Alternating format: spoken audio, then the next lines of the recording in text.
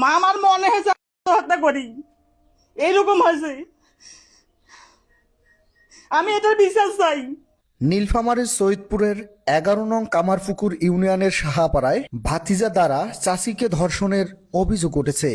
গত বুধবার 22 এপ্রিল এ ঘটনা ঘটেছে বলে অভিযোগ করেন রুজিনা বেগম। তিনি আমাদেরকে জানান, আমার স্বামী ভ্যান চালায়। আমার ওই যে বাড়ির যে আটপাকে আছে না, ওই যে ছাদের বাড়িতে, ওই ছেলেটা আমার কিন্তু টার্গেট করে, বুঝছেন? টার্গেট করে। এমন তো একে তো খুলি না, আমি যদি হয়তো বাড়ির ঢুকি অথবা কলের পাশ যাই, ওই আমাকে টার্গেট করে। তারপরে টার্গেট করে, কিন্তু ওই কিন্তু আমার কিন্তু পাত্তা পায় না, পাত্তা পায় না। বুধবার 22 তারিখ আমার স্বামী গেছে জল ঢাকা আমার বোনের বাসায়।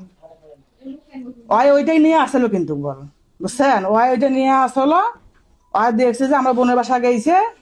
কি করছে, বুধবার 22 তারিখ রাত 11টার সময় আমি ওই যে কল পায়খানা আমার কিন্তু বাইরে, কল পায়খানা পাড়া আমি কলের পাড়ে গেছি, পেশাব পায়খানা করছি, করার পর আসছি। দরজা এইভাবে 5 প্যাকে নুকিয়ে এসলো। নুকি দেখার পর আমরা যখন দরজাটা নাগে দিব না, সবাই কি করছে, আমার মুখ বন্ধ করিয়ে ছুরি নাগে দিছি। ছুরি নাগার পর আমার ভেতরে ঢুকেছি। সেই ঢুকার পর আমার দর্শন করছে, করার পর চলে গেছে।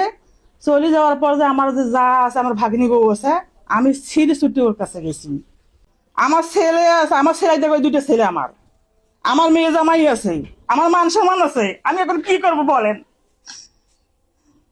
মা আমার মনে হয়েছে আমি আত্মহত্যা করি, এইরকম হয়েছে। আমি এটার বিশ্বাস চাই। ওই ছেলেকে আমি ওই ছেলে আমি বিশ্বাস চাই। আমি